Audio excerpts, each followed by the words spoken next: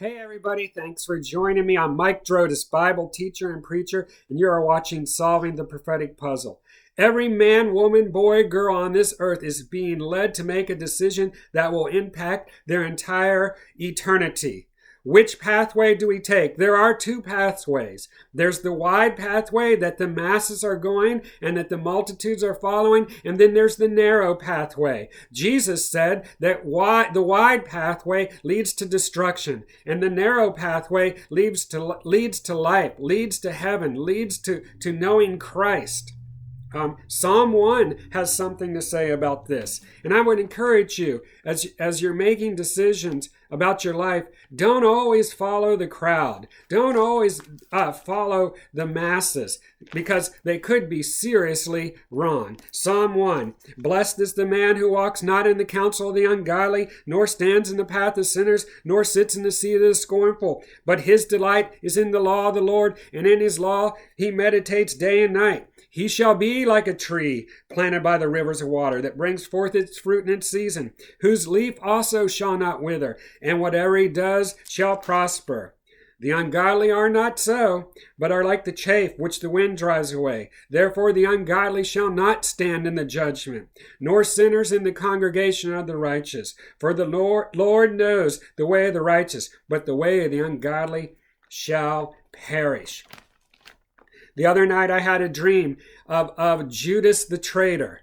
Judas the traitor, he was dressed up in very nice clothes in this dream, and he was in a room all alone, and he was experiencing great torment. And the torment was extending through his entire body, but specifically the torment began in his hands and rippled through his entire body. I watched this scene for a few minutes, and then I was removed from that scene, and I either woke up or stopped dreaming. Then in the morning I began to think about Judas a little bit more. Judas was a very talented individual. Judas was smart. He was rich. He was well connected. Judas had a lot going for him. If you would to see Judas in high school, he would have been voted the most likely to succeed. But Judas did not succeed. He failed utterly, and he betrayed the Lord. There will come a day when another person will come that will be far worse than Judas. He will be the Antichrist, and this Antichrist will come on the scene. And at first, he will look like he has everything going for him. He'll draw people to him. He'll be considered a man of peace, a man with wisdom, a man who can solve problems. This guy will seem fantastic. He'll be popular with the rich and famous and celebrities. He'll even be able to fix the financial crisis. How will he do this?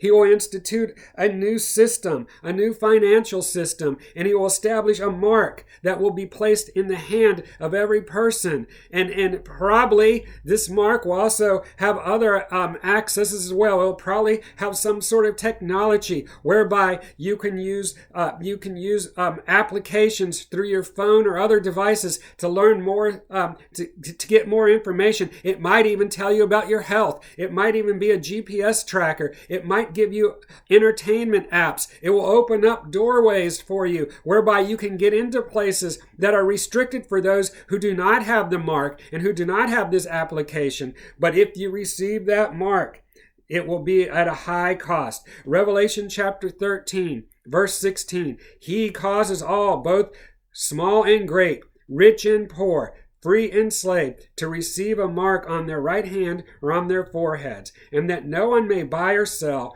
except one who has the mark or the name of the beast or the number of his name. You may be saying, how can this happen? Oh, it's in the works right now. It can happen. You may be pressured in the near future to go ahead and accept the mark. You may mentally be telling yourself, I've got to accept this mark, but I'm not going to worship the beast or this Antichrist or this individual. I'm just going to accept the mark. I'm warning you, don't accept the mark. Don't accept this mark. It has too high of a cost. The price is too high. Revelation chapter 14, verse 9. Then a third angel followed them, saying with a loud voice, If anyone worships the beast and his image and receives his mark on his forehead or on his hand, he himself shall also drink of the wine of the wrath of God, which is poured out full strength into the cup of his indignation. He shall be tormented with fire and brimstone in the presence of the holy angels and in the presence of the Lamb. That's the cost of the mark of the beast. That's the cost of following people, following the crowd. Please, I encourage you, as we draw closer and closer to these things happening, draw close to God. Find Jesus Christ. Read the Bible. Attend church.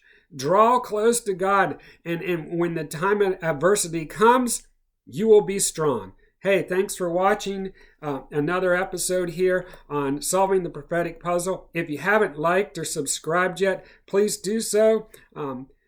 Until next time, I will be back as we teach some more about the end times. God bless you.